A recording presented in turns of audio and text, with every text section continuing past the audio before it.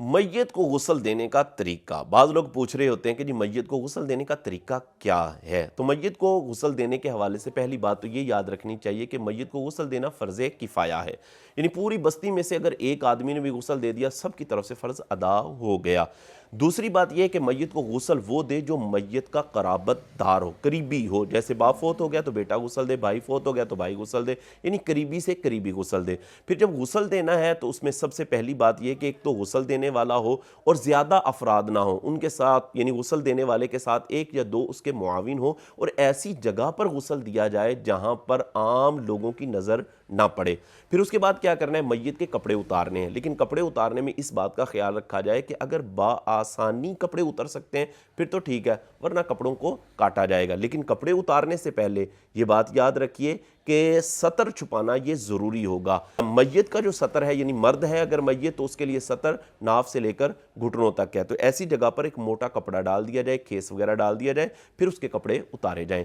और गुस्ल देने में सबसे पहले मैयत को इस्तिंजा करवाया जाएगा। और इस्तिंजा करवाने का तरीका यह है कि अपने हाथ पर कोई कपड़ा लपेट लिया जाए, थैली वगैरह आमतौर पर मिलती है कफन के साथ, वो चढ़ा ली जाए, और फिर उसके साथ ढेले वगैरह के साथ मैयत के अगले और पिछले मकाम से इस्तिंजा करवाया जाए और पानी को भी बहा दिया जाए। इस्तिंजा करवाने के बाद मैयत को वुज़ू करवाया जाएगा, और वुज़ू जिस तरह आमतौर पर जिंदा अफराद करते हैं इसी तरह ही वुज़ू है, लेकिन इसमें कुल्ली नहीं करवाई जाएगी और ना ही नाक में पानी डाला जाएगा, बल्कि कुल्ली की जगह पर रुई वगैरह को भिगोकर उसके दांतों पर या जो मुंह का हिस्सा नज़र आ रहा है उसके होंठों वगैरह पर फेर लिया जाएगा। और इसी तरह रुई वगैरह की फुरेरी बनाकर उसको गिला करके नाक के अंदर उसको घुमा लिया जाएगा, और फिर मुंह पर और नाक में रुई रख दी जाएगी ताकि पानी ना जाए। चेहरे को धोया जाएगा, बाजुओं को धोया जाएगा, सर का मसा किया जाएगा, पाँव धो दिए जाएंगे। ये वुज़ू हो गया। वुज़ू करने के बाद मैयत को गुस्ल देने की इब्तिदा उसके सर से की जाएगी, यानी सबसे पहले सर को धोया जाएगा, फिर उसकी जो सीधी साइड है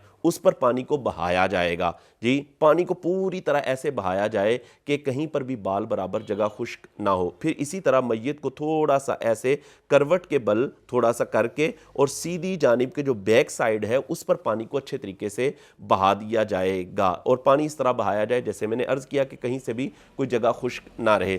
इसी तरह फिर उल्टी साइड पर बाईं जानिब पर आ जाना है, और बाईं जानिब पर भी पहले ऊपर वाली साइड पर पानी बहाना है, फिर मैयत को ऐसे थोड़ा करवट पर करके उसकी नीचे वाली साइड पर पानी को अच्छे तरीके से बहा दिया जाए। ये समझ लें गुस्ल अदा हो गया। लेकिन इसमें फिर गुस्ल देने के बाद मैयत को थोड़ा सा सर की तरफ से ऐसे टेक वगैरह लगाकर ऊपर करके उसके पेट पर आराम से हाथ फेरना है, और अगर कोई गिलाजत वगैरह निकले तो उसको पानी से बहा दिया जाएगा। गुस्ल का फिर इयादा नहीं किया जाएगा। हाँ, और इसमें यह भी बात याद रखें कि अगर आप साबुन वगैरह यूज़ करना चाहते हैं तो साबुन भी इस्तेमाल किया जा सकता है। और इसमें यह बात भी मैं अर्ज़ करता चलूँ कि वो पानी जिससे मैयत को गुस्ल दिया जा रहा है वो पानी नीम गर्म हो और उसमें बेरी के पत्ते डालकर उसको जोश दिया गया हो। नीम गर्म पानी के साथ गुस्ल देने और ये बेरी के पत्ते डालने की वजह और हिकमत ये होती है कि वो अच्छी तरीके से गुस्ल हो जाता है। फिर उसके बाद जब आपने गुस्ल दे लिया तो काफूर मिला पानी भी मैयत के जिस्म पर